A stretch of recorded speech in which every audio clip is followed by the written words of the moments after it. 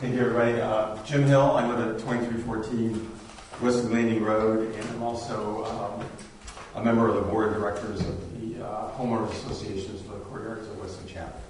On your consent agenda tonight, there's a resolution requesting the North Carolina Department of Transportation take over the roads in our development if they meet established standards and criteria, and we have no objections to that resolution. I just want you to be aware that the roads do not currently meet those requirements.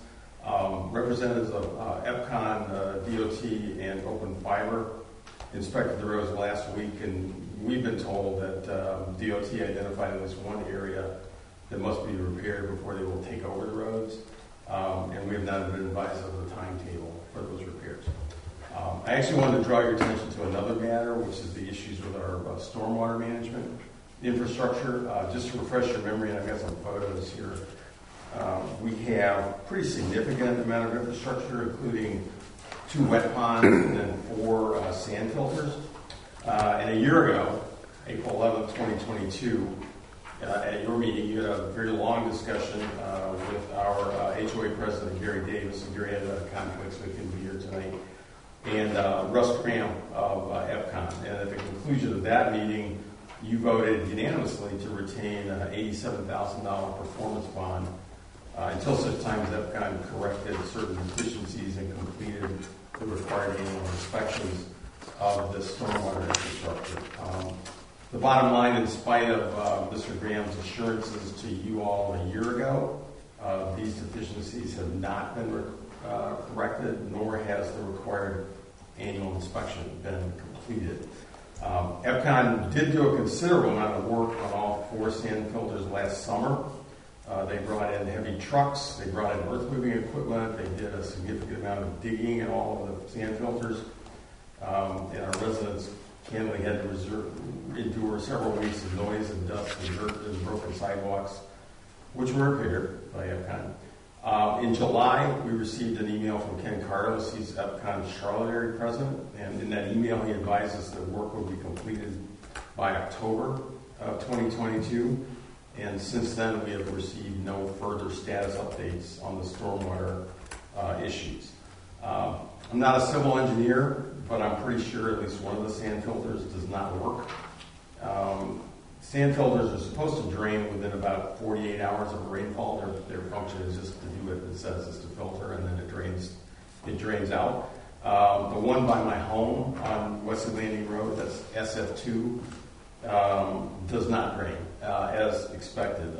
It retains water for weeks after a rainfall, and as you can imagine, the water becomes stagnant. It breeds frogs, it breeds mosquitoes, it breeds insects. The geese do what geese do, and it smells. And in short, it's a nuisance and a health hazard.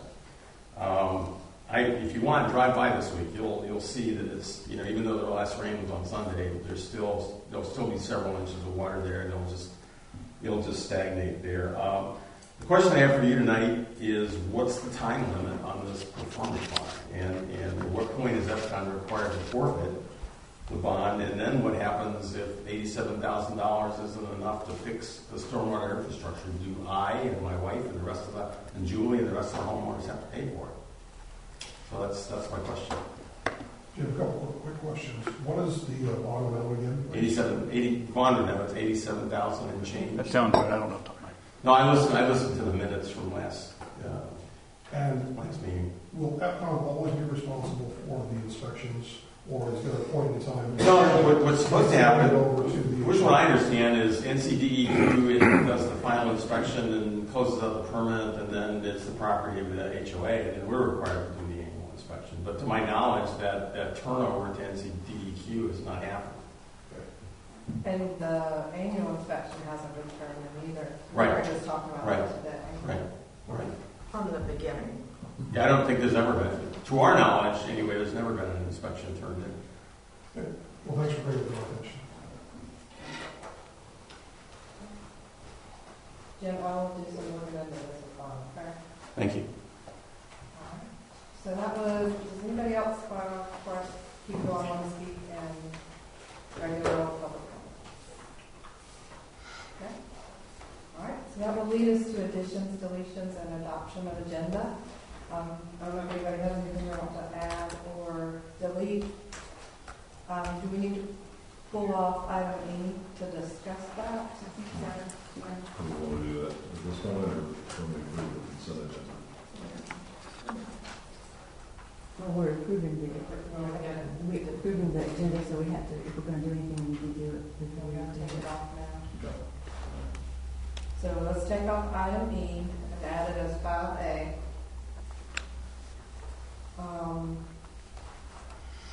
Any other changes? Now entertain a motion to adopt tonight's agenda as amended. Motion. Second. Any further discussion? All in favor? All right. So now we have consider approval of the consent agenda minus item E. Motion approved. Second. Any further discussion? All in favor? Okay, so then that brings us to 5A. So based on Mr. Hill's comment, would us approving a resolution, can we approve the resolution because it's still up to EPCON to make those changes before DOT will take it? DOT requested that we do this resolution, so if you don't do it, it'll hold it up. Can you elaborate, can anybody in the room elaborate on what the issue is from the DOT and what the road issue is? I can. It's a best way to describe it. It's a hump in the road. The asphalt is buckled a little bit. They actually. So what happened? This is a painful memory. Open Fiber was in our neighborhood back in the spring, and they actually damaged several portions of the road, which they then so NCDOT came and they repaired. So they brought in, they had to repave large, long sections of the road. So they did all that. So this was supposed to be the final inspection, if you will, between EPCON, NCDOT, and representatives of Open Fiber last week. And as they were walking the road, they sort of spotted this area in the road. It's unclear if it was always there, if Open Fiber did it, or did EPCON do it when they were working on the sand filters last summer. It's unclear. It's not a big area. They'll just have, like they did before, they'll have to grind down pavement on 25 feet either side, grind down the asphalt, and repage it. And it's not, we're fine with the resolution on the roads. In fact, it's in our best interest to turn the roads over to the state anyway. So that part is fine. It's really not connected to the stormwater infrastructure issue. Well, Joe, the reason I asked is I had a similar situation in my neighborhood where a few doors down from me there was a problem with pipe went underneath the road. Yeah. And the Corps of Engineers said the pipe that was installed incorrectly, and then from that point on, they would not take over the roads in our subdivision. I don't know where this is in your subdivision, but anything from that point on will probably be problematic unless it's resolved. Yeah. And I know you said just grinding the off the top. It sounds like an easy fix, but I mean, Vaughn or anybody here from the DOT, sometimes it's not. They want to find out what caused it. They want to dig it up. They want to fix it. It might take years. It might take hundreds of dollars. It might take thousands of dollars. So it sounds like an easy fix. Well, it doesn't necessarily yeah. be an easy fix. We as a HOA, we were not invited to this inspection, so we don't really know what was. If they requested the resolution, then hopefully they're on their way to fixing it. So. But you don't want to be saddled with the repair cost. You just want to pass the roads over to the Department of Transportation. Correct. And we have not been asked to pay anything. It's our understanding that Open Fiber agreed to pay for it, so we haven't been asked to pay for it. Okay. Like I said, my real question is the time limit on the performance bond. It doesn't seem like it should be open-ended. It seems like there should be some sort of deadline imposed upon it. And I'll do some research and get back to you. Yeah. All right. So do I have a motion to approve resolution 2023-01?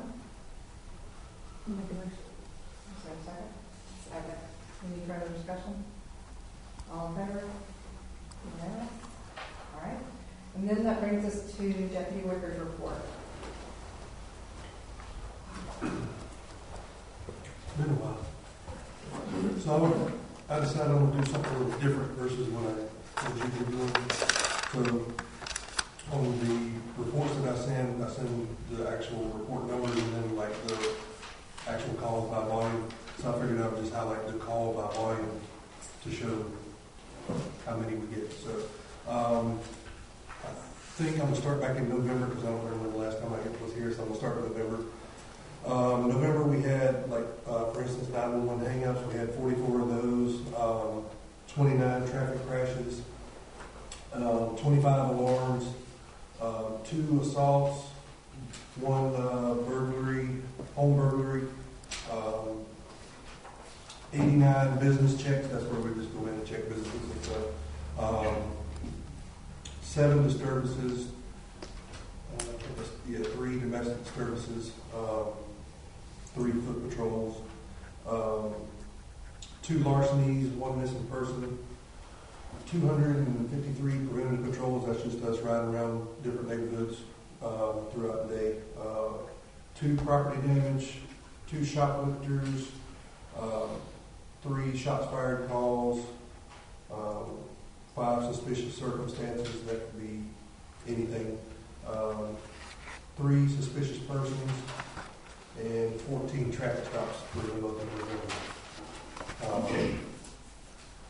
December, there were 44 911 hang-ups, 38 traffic crashes, 18 alarms, 2 burglaries, 102 business checks, 4 disturbances, 2 domestics, 4 foot patrols, 3 missing persons, 381 preventative patrols, 2 property damage, 27 radar patrols, 1 shoplifter, 1 shots fired call, and 39 traffic stops for December.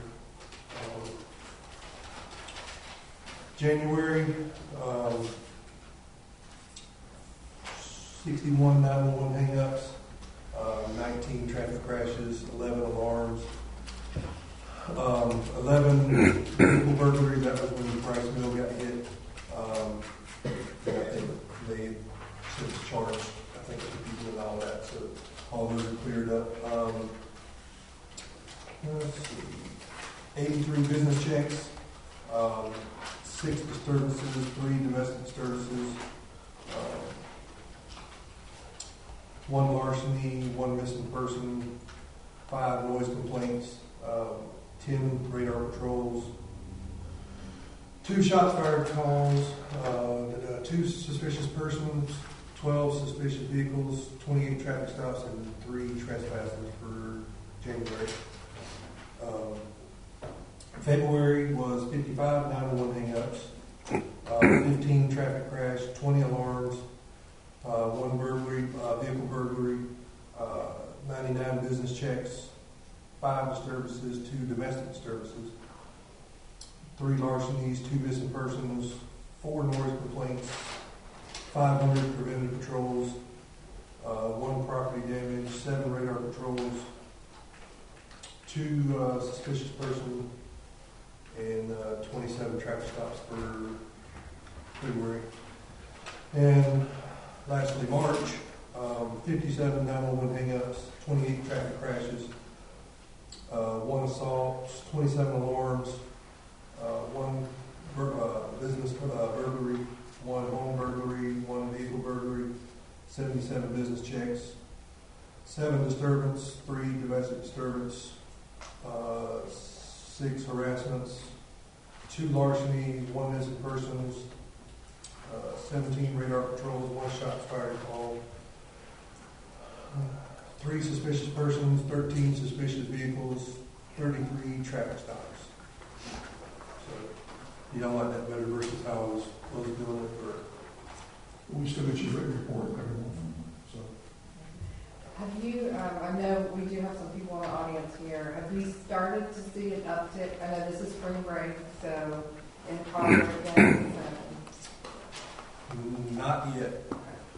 I think this biggie to the schools out. Are the cameras at the park helping? I dare not jinx myself. Okay. Say no more. I have not heard of anything in the park, so I think they are working. Later in tonight's meeting, we're going to be talking about road improvements. We're trying to identify the areas that have the most crashes, things like that. So we can improve the weakest link in the road chain. But I don't think we've ever gotten Brandon's input on that. If you have any specific knowledge or experience, What's the Chapel Potter, the Y intersection? That's a terrible I think that's already on the list. Yeah, just keep getting pushed back and Yeah. pushed back. 84 in Potter. Since you actually are the one that shows up for these accidents, your input is invaluable. I think we should use it for that more often. The other thing is you mentioned when you were listing off your ordinances, your violations, and we got any kind of update from the county about the noise ordinance that was supposed to be being revamped.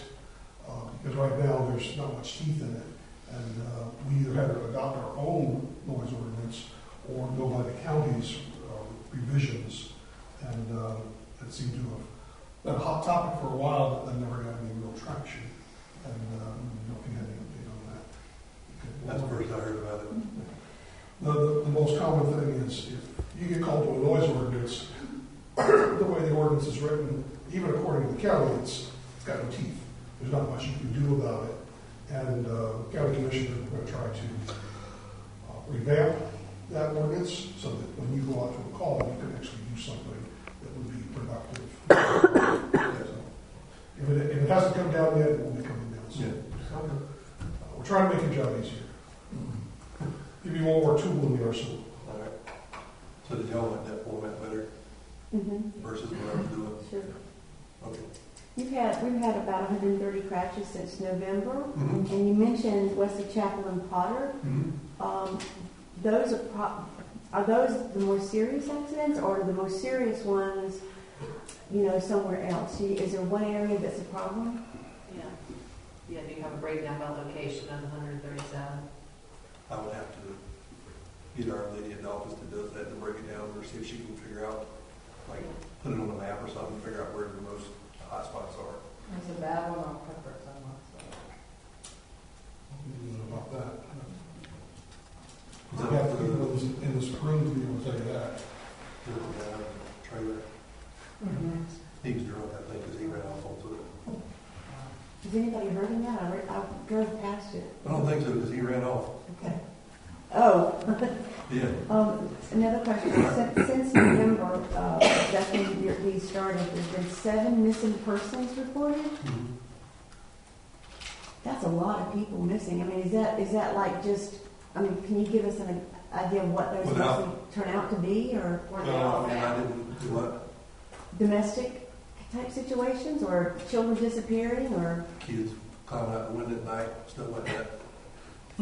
so no abductions or anything like that? You know, Okay. the kind of things So we used to do they were when we all were that age. found. Yeah, as far as I know, I mean, I'd have, without having, actually go in the computer, look and dig up the report, read it, and all that good stuff. I think there are a couple of things that we are, like when you're going through the list and everything, it's like, where are the deck crashes? Things like missing person or burglaries. I think that they're, Well, a lot of being. car break-ins are in neighborhoods, and Yeah. Rice Mill, for instance, all of those were unlocked. Every single one of them. So, but luckily, we got there was quite a few people that had good video footage. So, Are there any areas of the village or any crimes that seem to be on the uptick now that we need to be aware of? not that I can think of right offhand. I mean, obviously Target. I mean, but it's not too crazy, but it's still there. But all in all, no real one spot just like crazy. We're just still spending much time transporting shoplifting folks to the jail. Target's kind of redone their policy, so to speak. I guess they have to ask permission before they can call us. Like, they have to call their supervisor and get permission, which is kind of dumb to me, but that makes sense. So you're talking about the burglaries, those are mostly car break-ins? You haven't had any home burglaries? I think there was a couple. One in November, 2 in December. Like I said, I'd have to go back and actually dig at the report and figure out. I mean, I can't give you like a physical address where it was, just Right. privacy reasons and stuff like that. But if y'all like critique, give me some feedback, what you want. I mean, I can try to for the next time I'm here. I'm open to suggestions. I'm hard to get wrong with it. Well, like Lori said, obviously we're just interested in what areas where it's been problematic and Right. to see if there's anything we can do to remedy the situation or whatever. I think like what's the Chapel Water? I think a lot of people not paying attention. Because the majority of those are like rear-end crashes. People not paying attention. Well, they're actually looking ahead. Or they're looking at their phone. Yeah, I see a lot of times, it's like, oh, the light's green. Or if somebody's got the turn signal, and Right, they're right. assuming they're going to turn. I And don't then trust they're not. anybody. Do you see the car? Yeah, exactly. Yeah. So, kind of like I look both ways at a roundabout. I don't trust people. So, that's all I have. Thank you, Brandon. Yeah. Thank you for your service. Yeah, thank you. All right. Be safe. Thank you. That brings us to our planning board report. Nothing back from the planning board this year.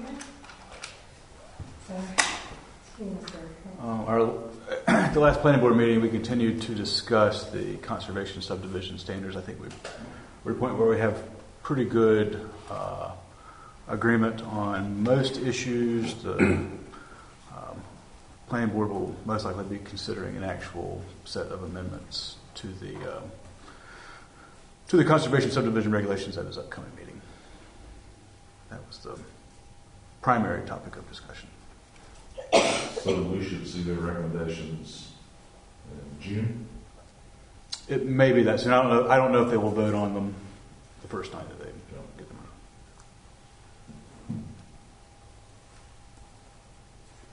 We had talked about going to visit or tour some of the local conservation subdivisions in the area when I was on planning board. Are they doing that or? There was some discussion about some of them that they were familiar with, and I think most of them had driven by or driven in or visited in one way, shape, or form. Some around Marvin, Weddington, places like that. I think they have a general understanding. Most of them recall the McCoy Farms subdivision as well. Any further questions for Ron? Thank you, sir. And that brings us to Mr. Thornton. He's going to talk to us about the critical intersection program update. Evening, Mayor, members of the council. This slideshow that you have as a printout is an update on the critical intersection program that the county is currently undertaking. We're actually in the public input period, started on Thursday.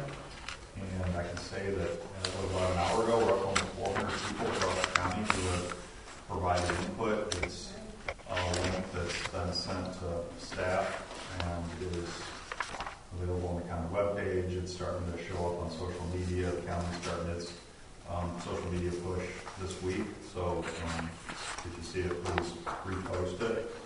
And what we're doing is a follow-up from a process we did 4 years ago in 2019, which is a follow-up from a process we did 3 years prior to that in 2016, which is identify a list of intersections throughout the county that are a priority on an objective basis: safety, congestion, truck traffic, growth, and identifying these projects as locations and then developing design and cost estimates so that we have something we can pull off the shelf between a town, the county, and the DOT and collectively agree on the need for something to be done and what that something is, and then the cost for it to apply to CARTCO or NCDOT or other funding opportunities that come available, and they only have a month or 2 month response time, so there really isn't enough to go through that whole process. This gives us something to respond to. And we're doing it now because the process we went through 4 years ago, we came up with 15 intersections, and 2/3 of them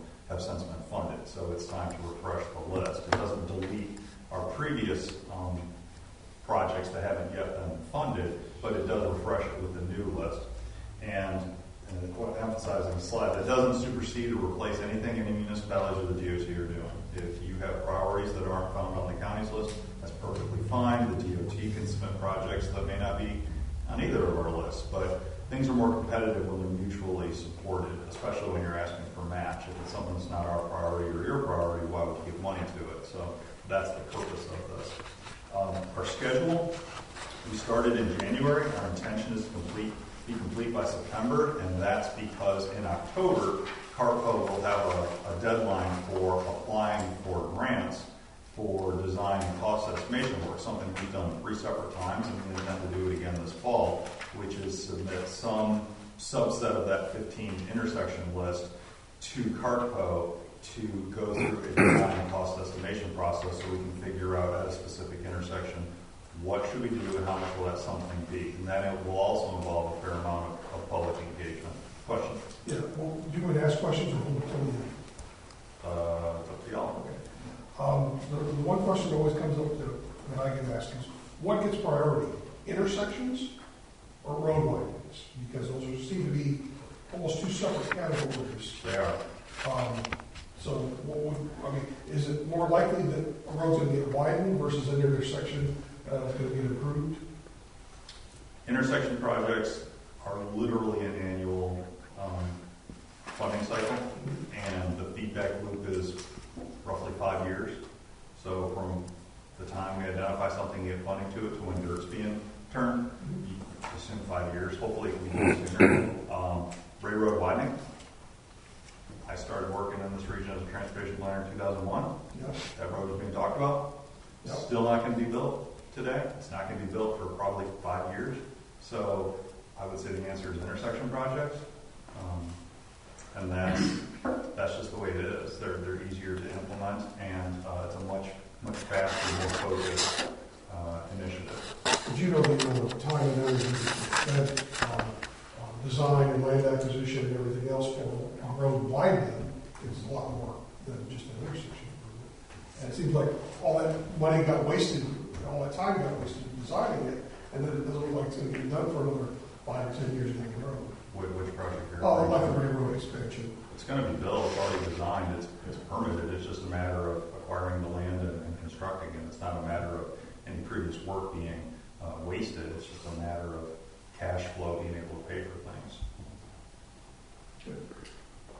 So the schedule is that we want to be complete by September to allow the county and any other participating municipalities to cobble together the local match to submit as a bundled candidate project to CARTCO. We were very successful in doing that. We believe we can be successful this time around as well to allow us to go through that process. The money wouldn't become available until July 1 of 24, so this would be a 24 to 25 process, which would set us up for fall of 2025 applying for actual implementation projects actually built. Which sounds like a long time, but it's the way it works. And if you don't have a good idea for what you want to do, you're just setting yourself up for heartache for when the inevitable cost increases come along or complexities with the project because it wasn't scoped out correctly. In terms of how we're evaluating projects, previously our scoring process was a nice round 100 points. A perfect project or a perfectly bad project, depending how you looked at it, was 100 points. We've added 2 attributes that increase a perfect score to 115. One of them is specifically asking about bike ped considerations. Does this project or will this intersection address readily identified safety or just network connectivity issues for pedestrians and bicyclists? And then secondly, constructability, the idea that are you building it at Cuthbertson and 16, which has gas stations and grocery stores and churches and other other complex things right at the intersection, or are you out in the country where it's just farm fields on all four sides? With the idea being that the tiebreaker is we'd rather do the easier project than the harder one. So those two things are part of the consideration. Otherwise, it's safety, it's truck traffic, it's congestion, it's total traffic volume, it's growth rate. All those come into play to help evaluate projects. And they correlate very well with competitiveness to getting funded through the state DOT and the CARCO processes, and they're very easy to score. That's literally off-the-shelf information, so we're able to evaluate intersection pretty quickly. Now, what's going on in Wesley Chapel? Our public outreach process right now includes a slide that says, here's all the funded intersection projects in Union County. You don't need to resubmit these. Some of them would be like Potter and 84, Potter and Potter, 84 and Rocky River, just east of Wesley Chapel. These are projects that people don't need to resubmit. But we do ask for their feedback. Hey, is this a good project? Is this a bad idea? Just to allow them to provide some feedback to us. And then I will say that on the map, identified as a part of staff research in terms of where are the high crash rates, where are the congested areas, what are some new intersections that we should be considering. Not to say that the public aren't going to identify more. They will, and I hope they do. Some that are being considered for funding and prioritization of this process, Waxaw Indian Trail and Billy Cowie, Chamwood and Potter, Newtown and Lester Davis, and Newtown and Cuthbertson. I will note there is a turn lane project at Newtown and Cuthbertson that's as a part of the large residential project that's being built closer to 16.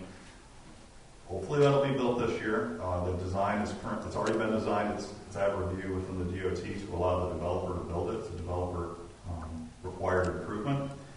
But we all know that that's not enough. That area is still growing, so we need to figure out the next project to really improve it, which may be a roundabout, it may be a different design, but that intersection can be considered as part of this process as well. Did you say that Cuthbertson and Newtown was scheduled for this year? The developer can build it this year if the DOT approves the design. Okay. They're already starting to build vertically in that new subdivision. More. Plus, they've already broken dirt on the new library going next to the middle school, and both those things, when they're finally finished, are going to make Cuthbertson Road a nightmare.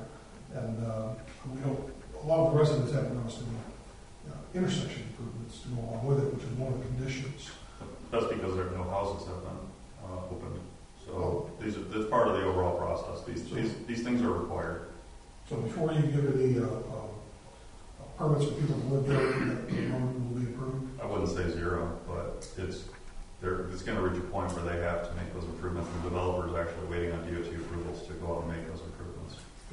And just for the audience and for you, we have been told from DOT that Potter and Wesley Chapel maybe will be summer 2024. It might be fall, or it might be pushed back to 2025. And Potter and 84 is summer 2026. Thanks to they did get funding from the county, so thanks to the county for being able to. It's been way too long, and I don't have anything to do with building it. Otherwise, I would accept responsibility. But it's been very frustrating. Yeah. I know that the village put money onto it years ago, and you're still waiting. So yeah, I understand. In terms of public, Question I'm sorry. on Chamwood. Yes. And Potter. So, what has it been 2 years? Or a year since the school changed? Mm-hmm. 2 years. Has that gotten worse since the school made the change with those? I can't say. I'm just familiar with that. and there's a crash history, and it's kind of a choke point. It is an awful spot. I get that. I just didn't know if when they put more traffic directly in that, with that change. I can't say that it's correlated with that. But in terms of upcoming activities, we are right now in a 1-month public comment period, input period. It goes through the first week of May. That is completely virtual with the exception of any kind of presentations that we're asked to give. We aren't holding any drop-in sessions. We presented to Town of Fairview a couple weeks ago. We're presenting here tonight. We'll probably present in WUMA with the results in May. Can't do it in April with a conflict. But the MetroQuest site is the is the forum, the way to get input. We are printing out little postcards with kind of attractive graphics saying provide your input, and there'll be a QR code so you can use your phone and pull it up right there and complete it. We're going to deliver those to all the municipalities in the county. Hopefully this week. They should be delivered in the next couple of days. And so we encourage you to have people complete that. Again, the recommendation process is going to be this summer. We currently have in the low 30s in terms of candidate intersections. We'll probably get a handful more identified by the public. And so we might get 40 total, and we have to whittle it down to 15. So really we're talking about roughly the top third. And there's no geographic equity associated with it, purely data-driven. And therefore the list will be what it is in terms of geography. And so that will go to municipalities that have locations. If you don't have any locations, we won't be coming back. But if you do, we'll be coming back and working with your staff to get a concurrent endorsement of this list. And then it'll go to the county commissioners, and it'll be adopted. And then as a part of that process, we'll be figuring out which intersections, who wants to commit to local match to put together an application that'll be due at the end of October. And that's what we're waiting on. I think, Cheryl, we've already posted a link to this on our website once already. Mm-hmm. I'll upload it too. Okay. Yeah, I think it'd be wise to update it. If I recall, the last time this was done was 5 years ago. There were only 700 people who responded. 4 years ago, 2019. Okay. And the total number was, I think, 760. Okay. But that's with drop sessions too, right? It was. Yeah, there were probably 3 in-person ones. I mean, there were probably only 40 people who attended in person versus several hundred who participated online, but we're doing really well. So if, for example, you prioritize 40 projects, but you're only going to be able to do the top 15, the one that was the 16th project, the one that got cut on the other side of the line, does that automatically become number one next year, or do you reshuffle the deck every year? No. Clean sheet every time. So, And I wouldn't call them 1 through 15. The project that scores the highest is not the number one project. It's because, say the number one project is in Marvin, and the number 6 project is in Wesley Chapel, but Wesley Chapel comes to the table with the money, and Marvin doesn't, all of a sudden the number one project is Wesley Chapel because you committed to advancing it. And as far as that match process, what are we at now? Well, they're all federal dollars, so the assumption is always 20%. Previously, we had a budget of $25,000 per location. Inflation is what it is, so we're going to go with $40,000 this time around. So, say the project is inside Wesley Chapel. It's going to be a $40,000 project to design it. So therefore, $8,000 is going to be the local match. The county could come up with 4. The town could come up with 4, and that would be the arrangement. And we would administer the procurement and consultant oversight as we've done the other times. I think our frustrations have gone down that road. The problem is we've never gotten the actual improvements. You're not alone. No, we're not alone. I'm just voicing my frustration and the public's frustration. It's great that we do all the prep work, but until the shovel actually goes in the dirt, until the actually gets improved, it's frustrating because when we wrote the 20% check 5-6 years ago, whatever it was, we were expecting the project to double or triple the cost. Mm-hmm. I understand. I mean, Union County, the first time we put money on a project was at Parkwood and 200 and near Parkwood High School. Mm-hmm. We put money on that 5 years ago, and it just was built last summer. So, yeah, there's a bit Prices of a are delay. going down. Prices are now going down. Unfortunately, high-density development continues to add to the burden. Well, I don't think there's much high-density development near Parkwood High School, so it's a little bit of our... The county overall. So, in the slideshow, which Cheryl has the PowerPoint version of it, we have hyperlinks to all the useful websites. It's a lot of the data we use to refer to. It also has the link to the actual, it says draft in here, but we have the MetroQuest site that's up. But a lot of the online data that the DOT has been really good about posting in the last few years, whether it's traffic counts, crash reports, funded projects.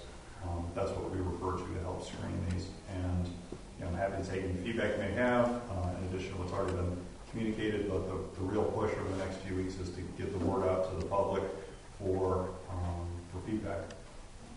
And thank you. One question. Can you also speak to the, is it RAISE grant that we are supposed to, CARPA has asked all municipalities to submit a letter of support for the RAISE grant. My understanding is to fund a study that will basically put together safety tips for critical intersections as well. I haven't seen the application for it. I know it's a heck of a lot more expensive than anything we're doing. I think the budget was something like $6 million. It was a lot. Our letters, Union County's letter support went in 2 months ago, so I can't really say if they're even needed anymore. But that's a CARPO initiative. I can't speak to what it will or won't do because I wasn't part of in developing the scope of work. But I would expect it to develop a lot of additional recommendations and maybe locations for improvements. However, it's a hypothetical that it'll get funded because it has no federal match associated with it. Everyone applied for it, which means the competition is extremely tough. So we're doing what we can control, which is our local program. I got one last question, and if you don't want to answer, I don't think it's a fair question. Feel free not to answer. With the recent change in the county commissioners, has any of the priority lists been reshuffled or moved around? We don't have a priority list. We have the critical intersection from 2019 unchanged. Board of Commissioners haven't even been briefed on this. We started the direction of county management. We said, hey, it's time to update this. And they said, okay, go ahead and do it. So I just know no changes to play a role. There's been some changes with county commissioners and with county manager. I didn't know if that affected the priorities. No. Thank you. Thank you for coming. Thank you. All right. Have a good meeting. Hope to see you again. Hope So so. are we passing, do we need to vote on that? CARPA has asked us to send in a letter of support. So are you making a motion that we send in a letter of support for the raise grant? Is that a second? Second. Any further discussion? Yes, ma'am. Oh, no. No discussion? I would ask to see a draft report officially. It was included in your packet. Oh, that's it. Okay. So any further discussion? All in favor? All right. Okay, so that brings us to the finance officer's report.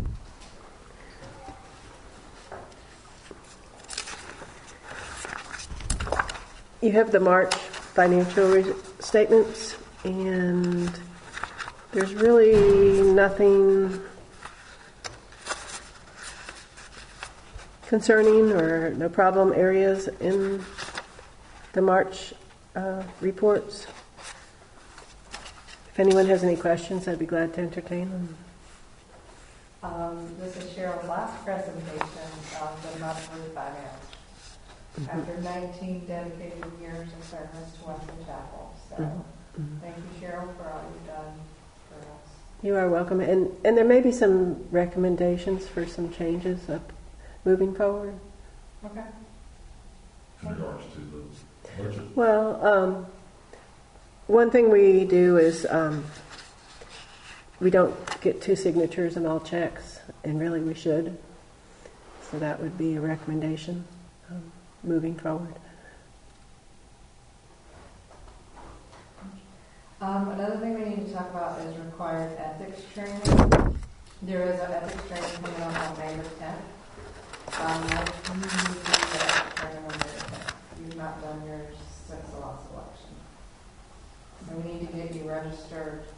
It's May the 10th from 10 to 12 p.m. Cheryl, do you know the location of that one? It's online. It's actually, you're actually past the limit though at this point. I mean, you can take it, but it won't cure the deficiency. Okay. Send me the link and I'll take care of it. I'll email it to you right now. All right. Any further questions for Cheryl?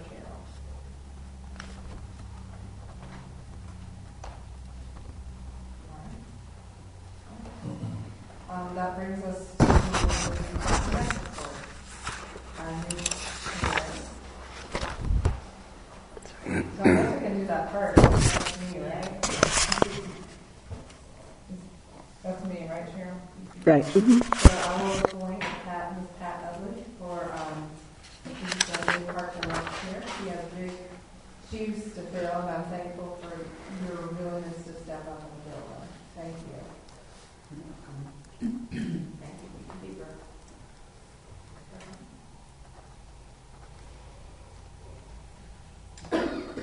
So well, the first thing, we were approached by Haley Lamonis, and she provided us with a really nice presentation on I think we're going to revamp the she wants to provide us with some weatherproof signs, so we're going to let her make a little presentation to you guys about our project. But we would like to recommend that you guys consider letting her move on. So. My name is Amy Lewis, and I'm from Girl Scouts Group 453, and I am achieving my Silver Award. And for this, I'm asking if I could redo the trail signs at Dogwood Park and possibly add some to them as well. And so they'd be made out of Omega Bond, which is painted aluminum attached to polyethylene, which is made for long-term outdoor use. And the signs would be 18 by 24 inches and 4 millimeters thick.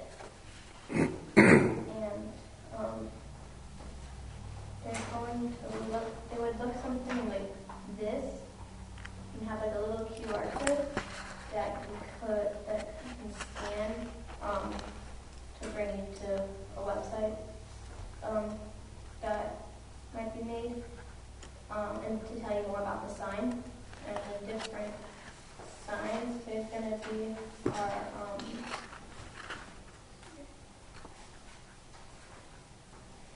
there's going to be like a welcome sign that tells you like a bit about Dogwood Park, how long the nature trail is, different animal tracks, types of trees, leaf identification, identifying poison ivy and poison oak, gray squirrels, birds, snakes, frogs and toads, nutrients, and insects. How many signs total? 10. The one on the trees, are you planning to put that at one of the trees that you're going to talk about, or just just along the path? Yeah, along the path. And be adding posts too to make more signs. And one of the questions we get asked a lot when we're at the park is people are walking around the pond, they don't know how far they're walking. And basically it's 3 laps is a mile. Well, we don't have that posted anymore. I think that's one of the signs that she was planning on installing, correct? Yeah. Haley, is part of your project taking down the old signs that are there now? Yes. Yes. And when do you expect to do this one? I think finishing it would be probably around the end of the year.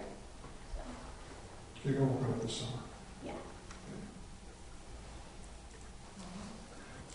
You said the signs would be made of Omega Bond? Yeah. Yes. Do you know, Haley, is there a warranty on that? Do you know how long they should last? I do not know.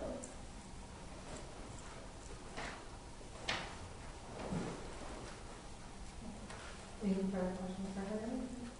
I think it's a great project. I have a motion to approve Haley's project. So motion. One second. Absolutely. Any further discussion? All in favor? Thank you, Haley.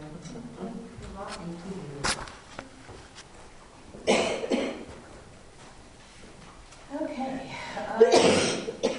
One of the other things on the committee's task list is our community garden. Everybody knows that we're working on these raised garden beds And the good news is the Weddington Garden Club would like to adopt the community garden, or partner with us, if you will. They've offered to provide and plant whatever plants we wanna put in, and do some other things. Use their knowledge to provide some programs, teaching gardening skills, having some programs on like Saturdays or whatever, volunteer days, education for children, and whatever other things we can think of. So we kind of talked it over, and we still have a little bit of legwork to do on deciding, exactly what we want to do in terms of plants. But for us, to have a group like this want to partner with us is pretty exciting, because they're going to bring knowledge, to us. Maybe make recommendations about what vegetables, or flowers, whatever. But in this way here, we will have also some guardianship for the thing year round, so it doesn't go out of control. So we are asking, are presenting you with a recommendation that we be able to partner with them and put together some sort of a plan to go forward with what we want to do with this community garden. I had suggested to Brad a conversation with Debbie Dillon, the Union County Extension Agent. She runs the Master Gardener Program for her, and she has experience with raised beds and community gardens. Okay. To have a conversation with her for her advice on things. Okay. You said Debbie Dillon? Dillon. Okay. And I know that she's done those things, and that way can help you understand, because it's something that's new, because there's a lot of responsibility and obligation, and really how much are we getting in for. I think she'd be a great resource. Okay. But she's also, in addition to the garden club, probably connect you with master gardeners who can volunteer out. Wonderful. So, but at this point, you're not asking for approval for the gardens themselves, you're just asking for approval to partner with the Weddington Garden Club? John? Two things to add to it. One, relative to your, in the past we've had a scout step forward, offering to do the 6 additional raised beds, building them and putting the dirt in, so that they'd then be ready for planting by the garden club. So I would ask that if you could consider approving the scout project for 6 additional beds, that would be great, so we can get moving on that. And then a second point is, if we plan to grow produce, we've established contact with Southbrook Church. Southbrook Church already has a community garden program, and families in need for the produce and shelters in need for the produce that are willing to accept it. They have offered to deliver any produce that comes out of the Dogwood Park Community Garden. We can give it to them, and they will make sure it reaches needy families and shelters that are willing to take it. So it's going to help people in the community out, in addition to being a feature at the park. Yeah. I'm reluctant to say go do the garden beds until I have more of a vision of what they would be, because that might determine more where you want them or how you want them oriented or something. The discussion we've had with Weddington Garden Club is it would be edibles, it would be seasonal vegetables, winter vegetables, spring vegetables, summer vegetables, that would be provided to people who need food stuff. Do we know of other municipalities close by that have these community gardens? Most of them are at churches. There's many around that are at churches. And there's one in Indian Trail, but they rent theirs out. But they have a much bigger program than we're looking at. We're only looking at 8 raised beds. Did you have some? Matthews does. Yeah, and Marvin has, you can rent a bed in Marvin. I'm familiar, yeah, with some of There's a these. lot of work to keep a garden under control and to do it organically, which is what I hope we would do if we're going to do that. But it sounds like we've got the offerings of a lot of help. And, I would like to see us partner with, the Weddington Garden Club. There's nothing that,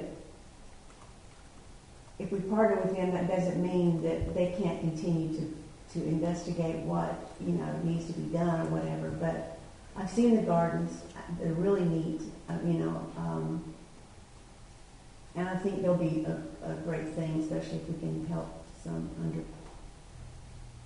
underserved people. I just hate to put in a lot of effort and then not be productive because we don't have the ability to maintain them properly. If council doesn't approve on going forward with the 6 raised beds, we're going to completely miss the planting season this year.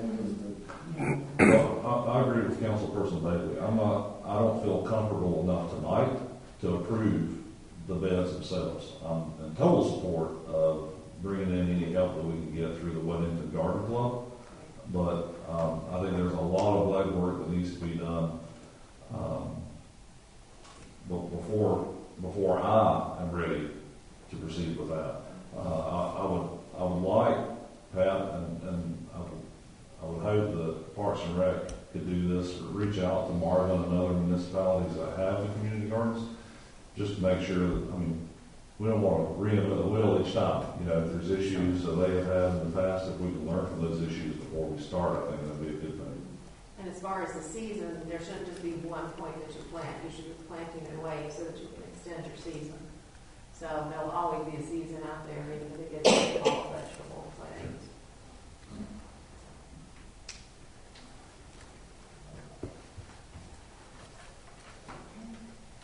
All right.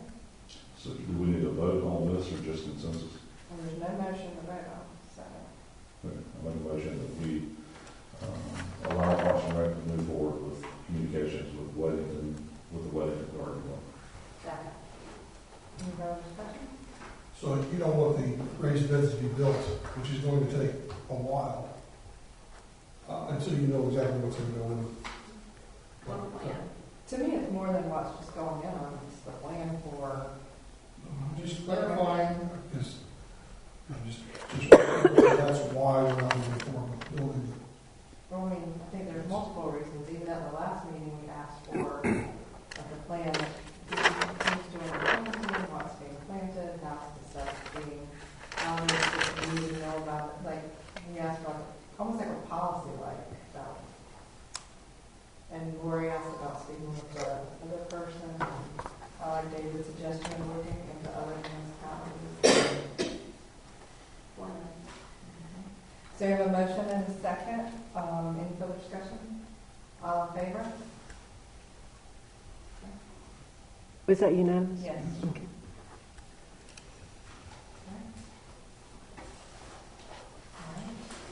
So then we have the list. Yeah. John provided us with recommendations on what we needed to include in the new landscape contract. So we would like to recommend that we rebid our landscaper contract and combine it with a pond services contract. John, you have a comment? Yeah, just an update on that.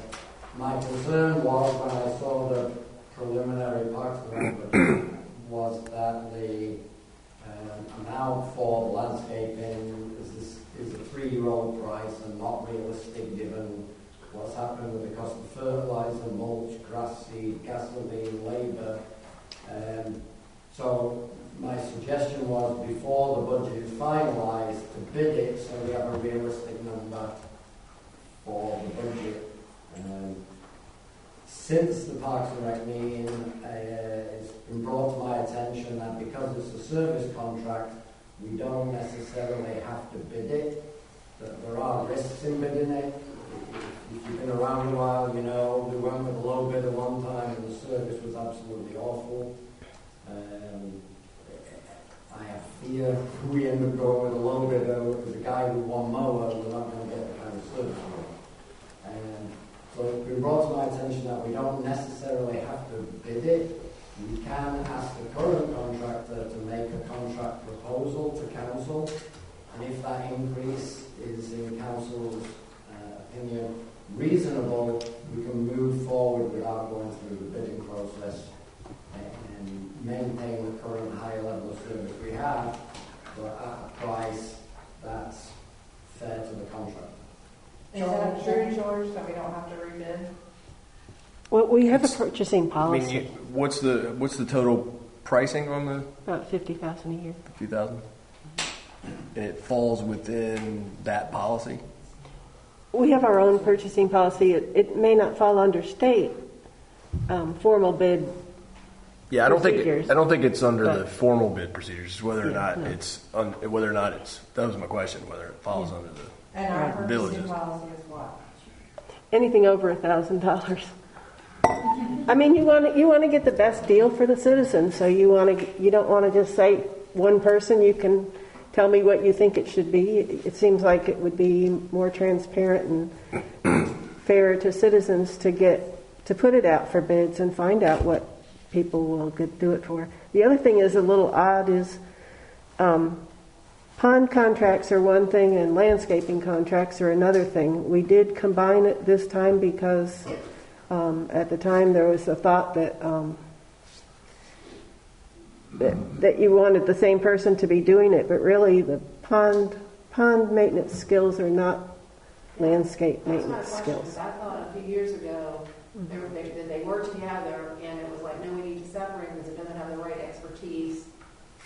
Or We had separate ones, and then we just separated a few. we combined it. Yeah, To clarify, it was originally two separate contracts, one for pond maintenance Right. and one for landscaping. The landscaping company decided to get the certification so that they could do the pond maintenance, and then there wasn't a fight about how far down the bank they would mow versus how far. they're not up the bank they're not certified for it. What they do is they have a certified landscape architect or professional engineer do the annual inspections. But as for an ongoing, that is not. On a regular basis, they're clearing the overflow drain and things like that to whatever the state standards are. I think it's to whatever we ask them So to do. one thing I want the council to be clear on is whether we're doing landscaping, pond maintenance, or we're combining the two and doing those two together. That's a decision the council has to decide on, because we've done it all three ways. But Parks and Rec is asking us to amend to rebid the landscaping services with concerts. John, correct me if I'm wrong, the pond maintenance contract and the landscaping contracts run concurrently? Right, yeah. That's And the current contractor does clear the drain and treat for aquatic weeds. It's a separate certification. When I got my pesticide certification, I also got aquatic. The current contractor has both turf and ornamental and aquatic certification for pesticide application. And that's a requirement in the specification for the pond contract. So John, do you think that the scope as you recommended it would keep people from, hey, I have a lawnmower on this project, from not being able to meet the requirements of the scope? Do you think That's it's right. requiring enough to make sure that we get the right companies bidding? I think that's where council has to make a There's a decision. specification that details quantities of treatments and fertilizers to be applied, quantity of seed. I try as best as I can to police it by counting the bags of fertilizer they apply and then just making sure it's the appropriate amount of 1,000 square feet.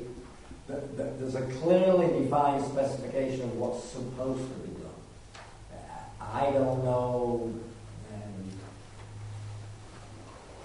We don't require they must have 5 mowers and 12 people. No, but I'm just saying of the scope of work that is But required. that's what's needed. You can't have one guy in a push mower and winning the bid, because Exactly. he That's why can I'm sign asking. and say, yeah, I'll meet the spec, but don't expect the kind of service we get now if there's one guy with a push mower. What's in the contract, and do we ask for recommendations or referrals? Should be somebody new that may give us something we can validate that they're capable. Well, I guess the bigger question is, if we're going to rebid the landscaping contract, if we specifically throw in the pond maintenance portion of that, which requires certification, the pool of people that have lawnmowers that don't have certifications in pond maintenance, that's going to be a much smaller list. If we keep them separate, that kind of opens things up. And I don't know which way the council wants to go. Do you want to combine the two and require that they have pond maintenance certification? Or do you want to keep them separate? And anybody with push lawnmower can My question was just about, if we define the scope well enough that we make sure we're getting the quality. well, I don't think that's a question for John to answer. I think that's a question for us to He decide. provided the input on it, that's what I was asking, because I've not seen any document of what this looks like. I haven't seen it So either. I can only go on what John's saying, and as far as combining it or not, I have no problem with the committee's recommendation. I just want to know what we're going out to bid on is required enough that we will be satisfied with the service. And to add to how many companies offer both landscaping services and pond maintenance? Well, maybe something else to be rebid again. But we do have to follow our purchasing policy, which is anything over $1,000. Okay, so do I have a motion that we approve rebidding the landscape services combined with the pond services contract? So motion? Is there a second? I'll second it just to see where we're at. Okay, discussion. Yeah, right. Do we have two separate subcontractors that handle the park and the town hall? No, They're one. the same. Mhm. So we would be, if we're putting it back out to bid, then we're putting everything back out to bid. The current contract expired a long time ago, has not been renewed, and he's just been operating on a 3-year-old price. And he says it's not fair, the current contractor says it's not a fair price. I kind of agree with him, and I'm trying to get, before they start trying to cut corners to save money, I want to get a realistic price in next year's budget. And I have opened it up to him before, and he has never responded, so. Again, we don't know how many companies locally offer both of those services. No, but what I can tell you is when we had it separate, I think Mike was there at one time, the pond maintenance company that was only doing pond maintenance was issuing a report every month. And based on my experience in water chemistry, I knew it was nonsensical. It just could not be the way they reported it. And I confronted the gentleman about his water analysis every month, and he admitted, oh yeah, we're not really doing the test, we just fill those numbers in. And that's when we decided they got to go. Okay. So any further discussion? We have a motion and a second.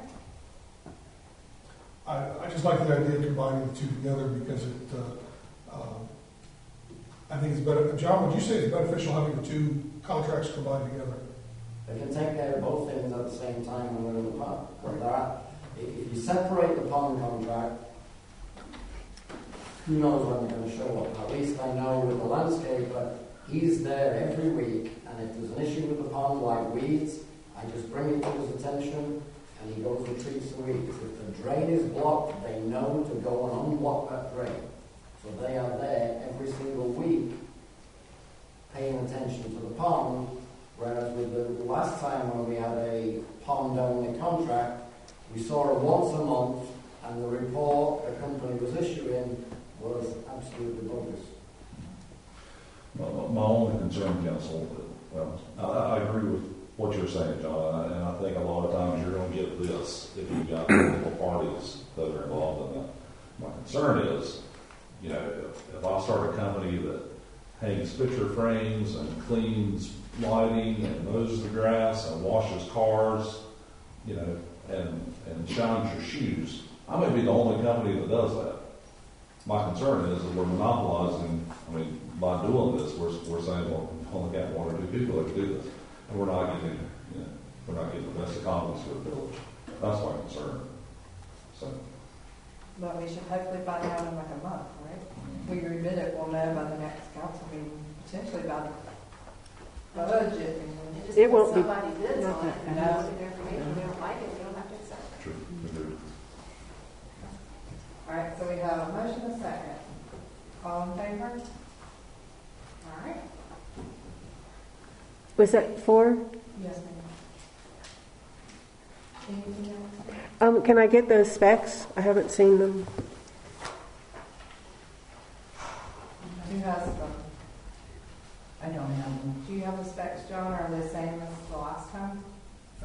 Same as last time. I would like to add something that I discussed with Parks and Rec, and that is, if in the fall when they reseed, if there's very poor rainfall after they've reseeded and there are patches that don't take because lack of irrigation or lack of rainfall, that the contractor needs to come back and repatch any bare spots.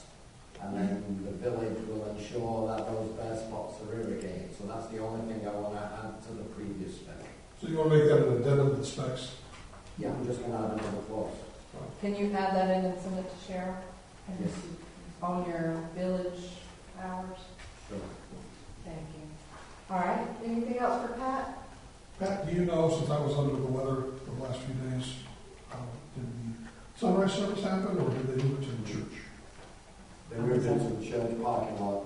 I talked with Kelly, and they were concerned that they were being soggy, the chairs would be sinking in the dirt, so they decided to go in the church parking Well, lot. I figured as much when I woke up Sunday morning, but I just wanted to check because I haven't had time to reach out.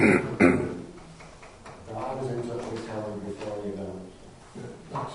Thank you, John, and thank you, Pat. We really appreciate you coming up. That brings us to the discussion of the water fountain installation. Kathy and I did meet with the county. We did share the information with the council and then Parks and Rec that we can put in the fountain at a significant cost. And y'all all received that information. So I thought I'd open it up for discussion to see what council's thoughts are. Well, my thought on it is putting in the fountain is great. It's been sitting in the hallway for 2+ years. But I don't want to stick it just anywhere because that's the most efficient place to put it cost-wise. I think where the fountain needs to be is someplace where it's going to be useful to visitors of the park. Well, I mean, John found a good location, and we talked about how it doesn't have to be the only fountain in the park.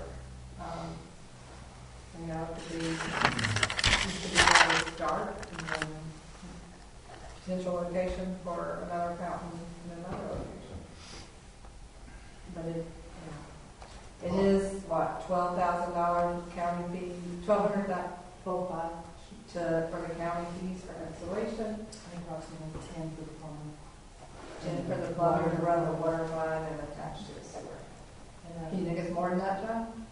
I asked the plumber, you can go online and look at what the typical water line installation costs are in America. It's $50 to $250 a linear foot. We have 480 linear feet. There was a plumber at the park. I asked him what they charge for burying line around here in Union County. He said $90 a linear foot. So that puts just the water line from Lester Davis to the suggested location at $43,200 installation plus materials plus the cost of the sewer plus $12,000 for the tap fee. Well, I know Kathy talked to a plumber too, and it was. I do. I've worked with this plumber for about 5 years. He's actually a member of Southbrook. So Thomas Bruschetta, I don't know if any of you know him, but he does all of our work on our real properties and our home to. But I asked him, he was not able to look at the property, but I sent him photographs and told him what was there. So I would suggest if council is interested in moving forward, I'm not suggesting that you do, but if you want to move forward, just set a perimeter on the plumber, say 11,000. If he goes over that, let us know. If he's under it, we'll all be very pleased, if we between 8 and 10. I don't know, I'm not a plumber, but that was plumbing and sewer. The county is going to put in the connections to the sewer and to the water line off Lester Davis. So I think that we have a good number to decide what we want to do with it. And if it's a bad number, it turns out he comes out and he says, there's nothing but rock under the dirt, I can't do it for that, so be it. And the alternative is to just wait until we have a structure out there, like a restroom or gazebo or someplace, and put it there. In the meantime, just basically leave it sitting in the box. And there was one more comment I was going to make. Mike showed me a picture of the water fountain. It's beautiful. But it has a dog bowl on the bottom of it, which makes this one kind of unique. So that's why he was suggesting putting it near the dog park. That would eliminate him having to carry water back and forth, people complaining that the water's been left open and run out. And it just seems like a good place for that particular fountain. John was telling me that in the bathrooms he was planning on having a water fountain between the men's and women's, and that's not really the kind of fountain that you would typically see. I was thinking maybe a wall mounted or something, and then it'd probably be a smaller one for upper level for kids and adults, but that particular one is really suitable and meet a need that we already have at the dog park for water. Can we just get this? Yes, I mean, if I'm council hearing like 10,000, 43,000 sounds like a pretty good range. and we know the county's expense alone. We know the county's, we've got nothing. 12,500. We have nothing we can go, it is what it is on the county, but should we put it on the plumber? Like I said, But to put it out to bid, the first question I'm going to ask is where do you want it? I'm going with The location of staff that. recommendation. Yeah. I think we ought to wait. I'm fine with waiting I think, until we have. I think we should, wait till the hazard dam remediation and then discuss the fountain installation in conjunction with the Parks and Rec proposed restrooms and picnic shelter. I like that option. I think we should do option 2. Wait instead of doing it now. Installation will be a hell of a lot cheaper once the restroom is there and we have a sewer line running by the current ideal location. You're not going to be 480 feet of water line, you're going to be 20 feet of water line. And you're going to be a similar distance for sewer. So, But you won't necessarily be close to the dog park. but it wouldn't be close to the dog park. So we have one person who wants to wait, David, we're just going to Wait. Okay, 2 waits. I never have any trouble waiting. We have 4 waits. So, Do we need to make a motion or we just go, I don't think we need a motion to not spend money. but we did discuss it. I know it's been an important thing to Parks and Rec. So I want them to know that we took that seriously and did I'll make a motion. some due diligence. I'll make a motion that to some Parks and Rec feel concluded that we have discussed it and we've chosen to wait on the installation. And if you just make a agreement by consensus, I don't think we need a motion. I think there's enough Parks and Rec people here that we can get back to them. And we didn't just make the rash decision. We discussed it. So retract your motion. So I'll retract my motion. Okay? All right. So that brings us to the public hearing for RZ 2023-01, the rezoning of the property located at 1418 Bloomsbury Lane. So I will open the public hearing and turn it to you. Sure. Okay. So I'll open the public hearing for RZ 2023-01. Thank you, Madam Mayor. As you noted, this is the property involved is 1418 Bloomsbury Lane.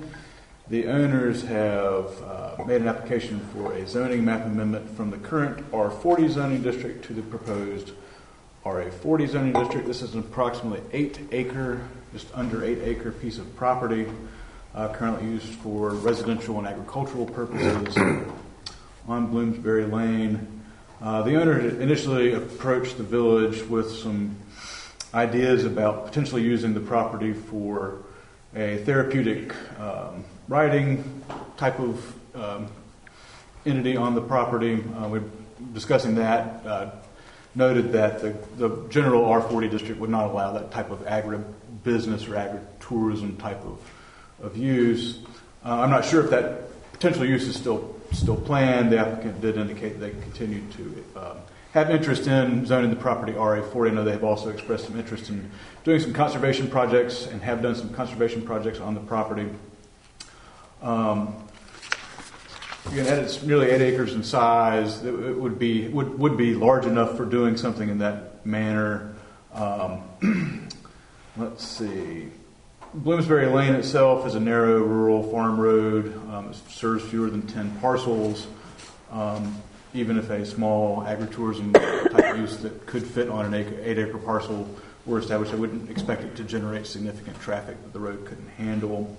The rear of the property does fall along a small tributary to 12 Mile Creek, and there is a small area of 1% flood hazard, that's 100-year floodplain, along the rear property line as well. And the owner had also identified some areas of wetlands on the property as well. If the property is not rezoned or does not go into an agritourism type of use, then the most likely outcome would be for either remaining as is or potentially being developed with probably up to 3 single-family dwellings. You could pretty much do that by right without building a road into the property now. Staff reviewed the comprehensive plan, determined that it was consistent. It's designated as village residential in the comprehensive plan. There's a statement in the excerpt from the comprehensive plan describing the village residential land use classification in your memo there, and it states that both residential and agricultural uses are encouraged, including limited compatible agricultural support uses, as well as community-focused uses that are of a scale and intensity that is appropriate for the context of the area in which they're located. Most of the properties in this area is kind of on the outskirts of town or larger residential and agricultural parcels over 3 to 5 plus acres in size. The planning board did review this, I believe, at their January. Is that correct, Cheryl? Was it January? I think so. Mm-hmm. At their January meeting, and did recommend favorably, unanimously and favorably for the rezoning from R40 to RA40. They also found that the proposed rezoning was consistent with the comprehensive plan. Their written statement regarding consistency is repeated there in the memo for you. They also found that not only with the general future land use map and future land use classification, but also Strategy B under Guiding Principle 4 regarding respecting the natural environment, which encourages the village to work with property owners and conservation organizations to preserve and protect agricultural and natural lands, and whereby rezoning to RA40 would perhaps heighten the probability that this land remained in use for its rural, low-density residential agricultural use.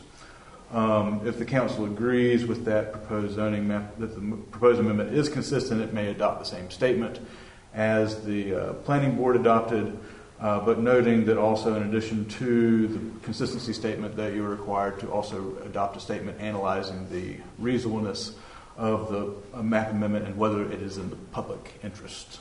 And the owners are here this evening. Yes, ma'am. Location. I'm not familiar with Sure. Bloomsbury Lane, so where we at on Wax Lane Trail? About as far southwest as you can get in the village. Just past Shannon Road on the opposite side. It's, beyond elementary school. Yeah, that's what I was thinking that was, but I wasn't sure, so thank you. Yeah, you're almost into Mineral Springs at that point. This is the reason that we went with RA40, this situation like this, and I think it's a perfect fit for it. So, And then half of this, Natalie? Mm-hmm. Natalie. Ooh, I don't know. Yeah, that's what I was going to say. Do you still would you like to come up and speak? No. No.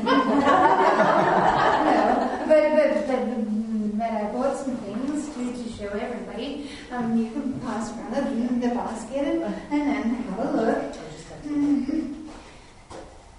So we have over over 145 different species that we have cataloged on the property that have both medicinal, agricultural values, to be like a nut farm. And so here, I don't know how to show all of you at once, but like we've had the kids come and we've been teaching them about soil sustainability. This is actually a plant called cleavers or sticky lily.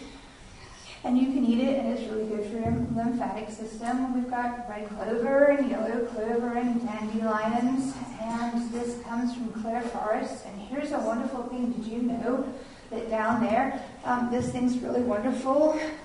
This grows, and this is called Eusenia, and it grows down on the trees down there, and it's a natural antibiotic. If you believe, well, if not if you believe that, but if you're into that. But it shows air quality. And so we have the horses, and they eat invasive things like this honeysuckle. So this was when you talk about the extension office, this is what they suggested. We have mustard greens that grow in the field. So we've got all these little kids that come. And then people have come to have just a one-on-one walk with the horses in the woods, and they think it's magical. So I can show everybody this. And so we've been teaching about why you should have sustainable agriculture and why we do all these things and protect water quality. And remember when we talked about those things that I hoped would put Wesley Chapel on the map? Well, the ladies coming from the government on Wednesday. Yep, it's really exciting. We didn't find those, but we found the same species. Yep, so we're not telling anybody, but we can tell you.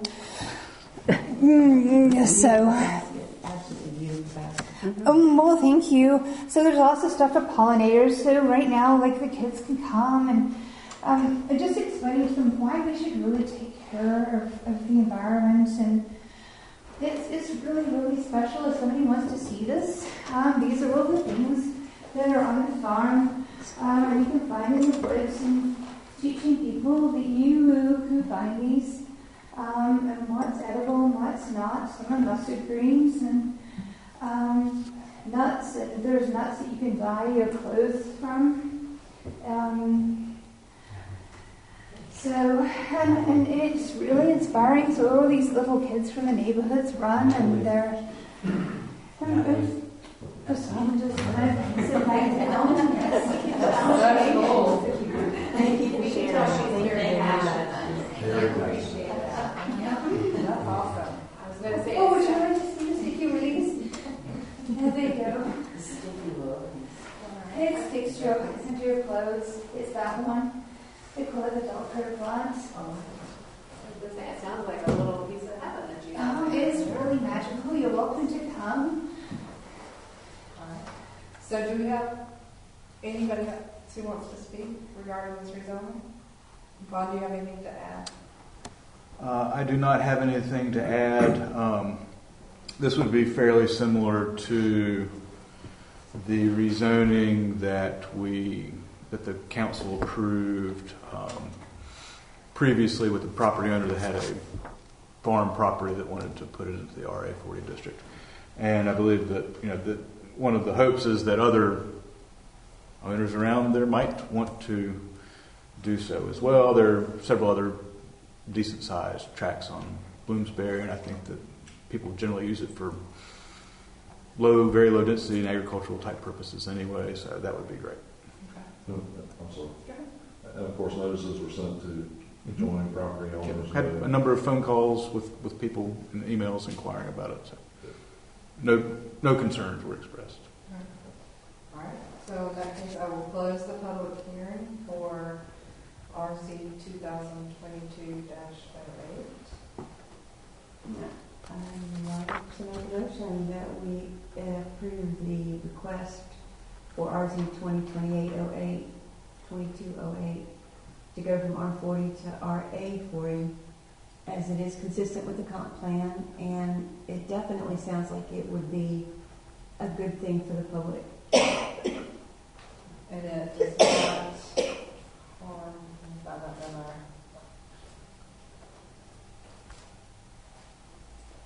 is not, it's in public interest.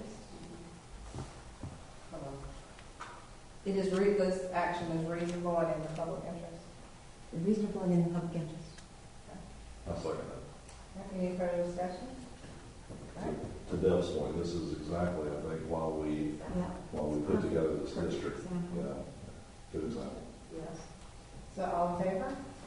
That's unanimous. Congratulations. Are you thinking of doing a horses for special populations kind of thing? Is that what I heard you say? So we have horses, so people can just like one at a time. So people come, and we talk about all of this. But they have horse chooses them, and they just come and walk with the horses while we walk in the woods.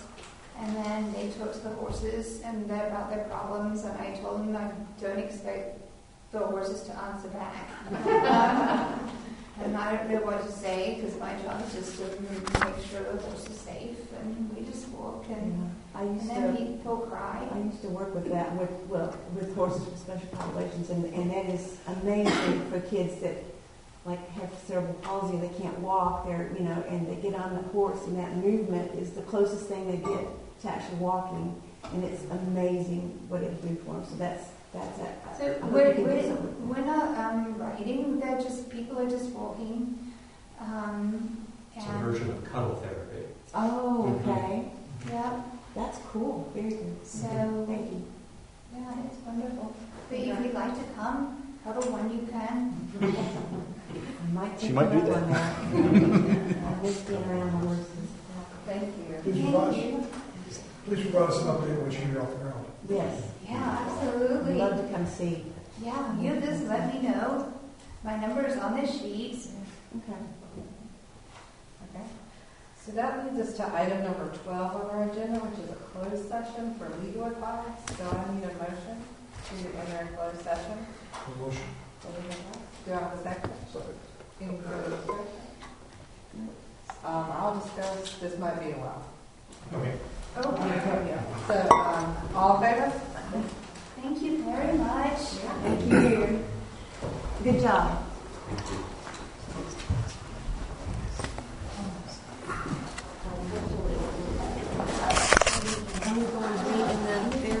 Yep. Okay. Do we have a second? Yep, second. All in favor? Unanimous. All right. That leads to,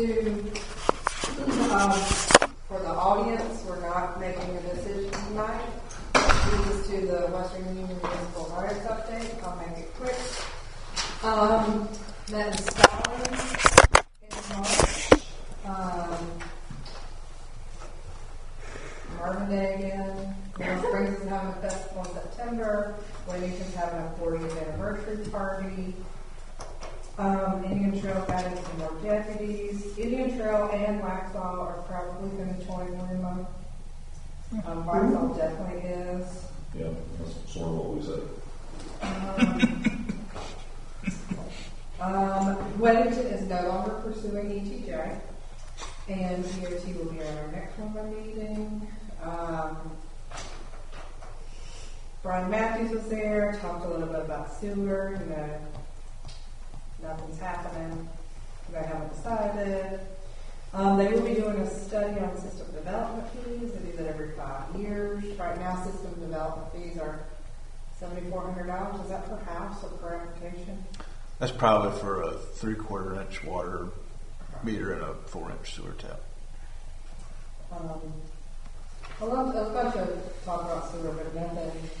County commissioners must go that direction. It's not possible to keep going without a rate increase after 2 years, many projects. Only the current ones of the pipeline. They did say another property reevaluation is coming within the next 2 years. So that was it. That leads us to the 25th anniversary of Village Incorporation update, Deb. Okay, I'll try to go as fast as I can. We have 25 art pieces submitted from Newtown Elementary. I'm really excited about. They're really, really good.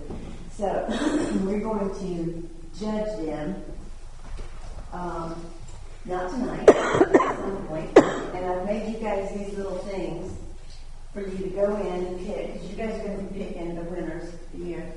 And you'll just go in and I'll have them all spread out on that table.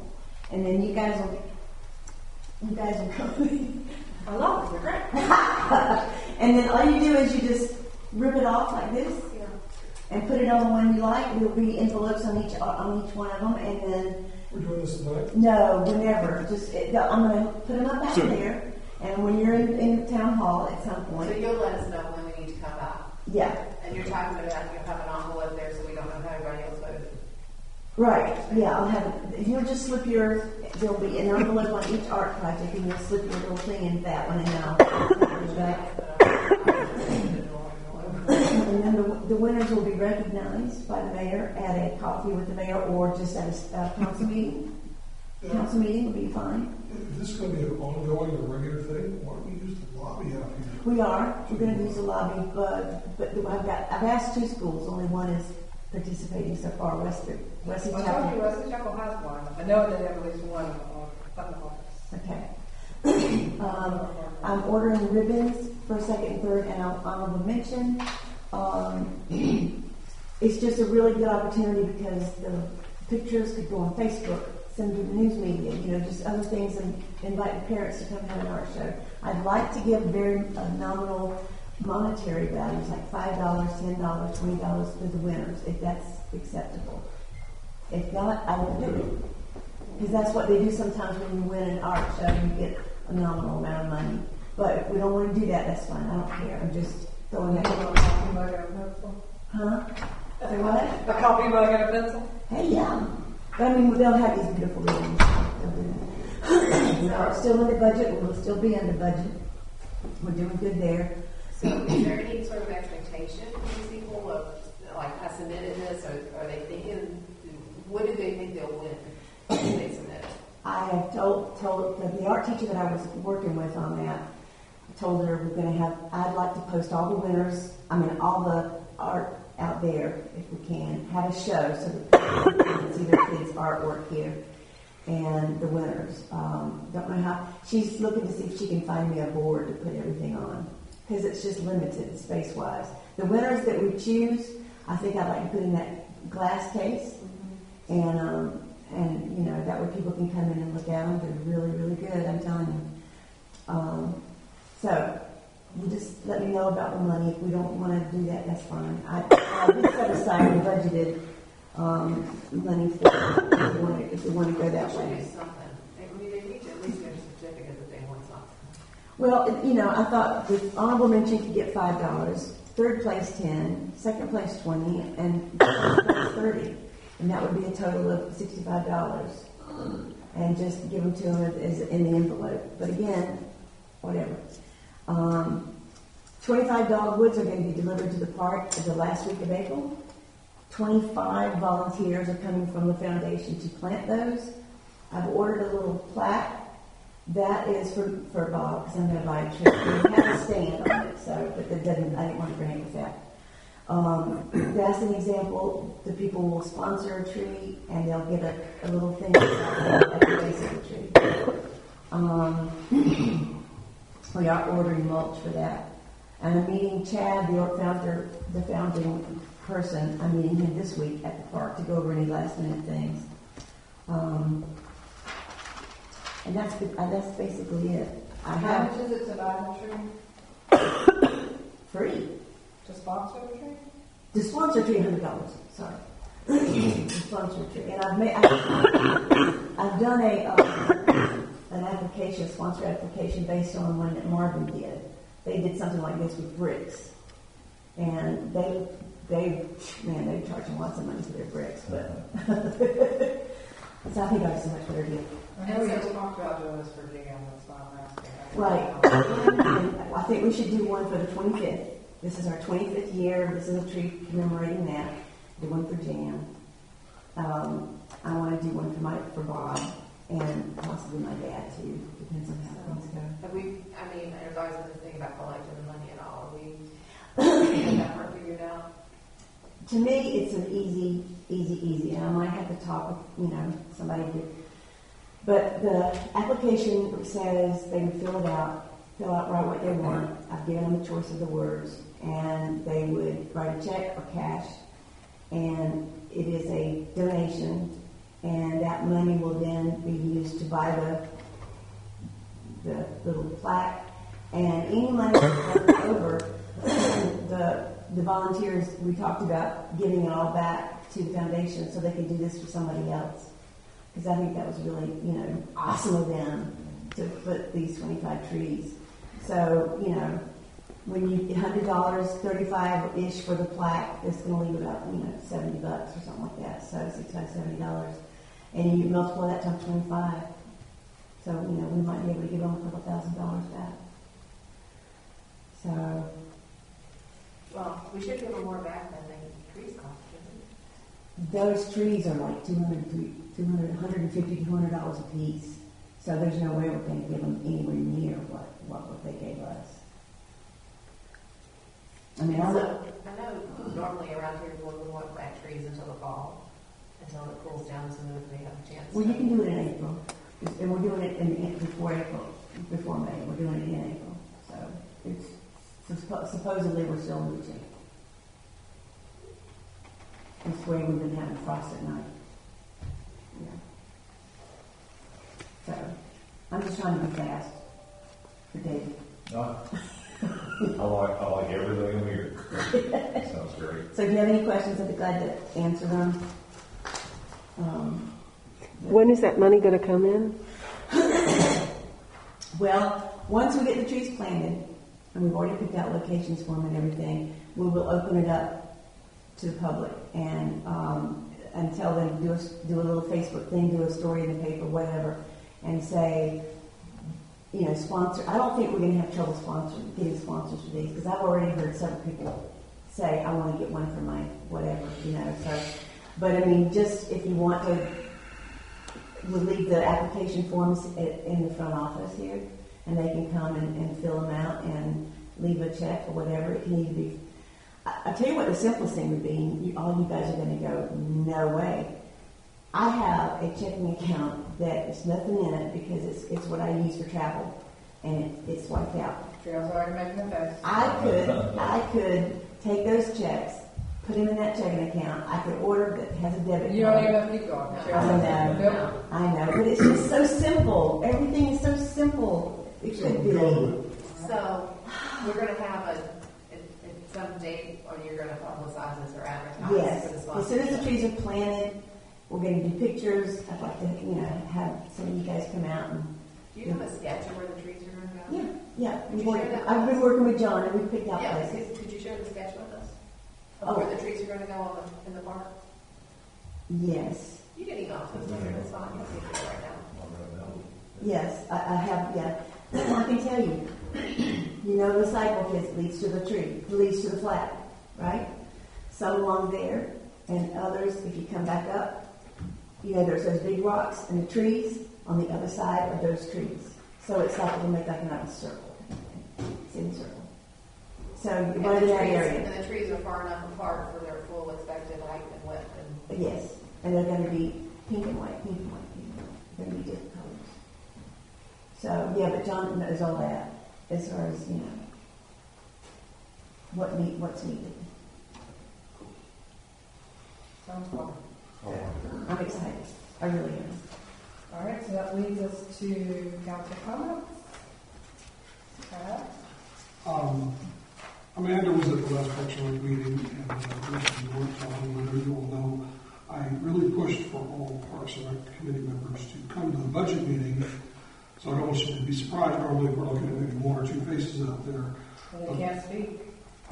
I know they can't speak, but I did that not necessarily for them to get a chance to influence our decisions. I did it more for getting, I'm getting a lot of pushback from Parks and Rec. I want them to know what goes into the decisions we make, how we spend money, what we spend money on, what we don't spend money on. And I think it would improve relations between council and the committee if they sat through a budget meeting. Are you implying that our relationship with Parks and Rec isn't good? Yes. What's wrong with it? What's wrong? They don't like how we spend money, or they don't like how we don't spend money. So I think if they go through a budget meeting, they have a better understanding of what we have, what we don't have. Amanda's been doing a great job as far as showing what we have to keep for commitments we've already committed to, and what's left over is not a lot. But I think it's important that Parks and Rec Committee knows we're not just sitting on a big pile of cash because we're all just a bunch of greedy bastards. You know, we're actually thinking logically about how we spend money and what we spend money on. So just wanted you to know that they're going to, you know, I push them to have as many people from Parks and Rec at that budget meeting as possible. That's all I have. Which could be a pain in the rear. Well, No, they're not talkers, so. again, the goal was not to have them come to the meeting and talk. The goal was to get them to better understand our process and what we have to go through to get them to some of the decisions we make. And to do that goal, as you're suggesting, then like you need to not call on those people during the meeting. You have a tendency to call on people for the input during the meeting, and you can't really do that if your purpose here is for them to come for education. Because they should not be party to input. But they did that in the budget they submitted. Right?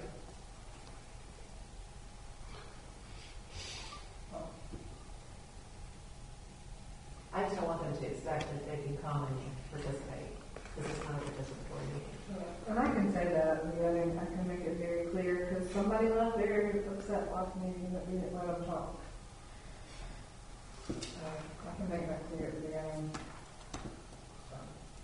All right, who wants to go next? What? Who wants to go next? Yeah? No, I'm good. I'll go next. To Mike's point, you know, there's a huge cloud hanging over my head with the dam, and with us having the meeting 2 weeks from tomorrow. Is there any way that we can get an update on where we're at with all that? I know that she was going to send us like the scope of work and estimated costs sometime in April. We can follow up with I'll her remind her, but yeah. and say we need it, if possible, by the 20th. Just remind me we have the meeting on the 25th, and if we can get it before that, awesome. Because she knows that we want to have it to block our funds. So. And do we have any idea if that's something that is going to take place? We'll start payouts in the next fiscal year? For the dam? Of the dam, yeah. Probably. I mean, we have to go through a whole project, you know. Yeah, put it on the bid, right? Put it out to bid and Hopefully, I don't want to try to apply for grants and see if we get a grant. Well, now, I guess my comment is I would like to have as much information on that before we get too deep into the weeds with setting up a budget for Parks and Rec. And the grant is no guarantee, right? It's just that we feel good about it.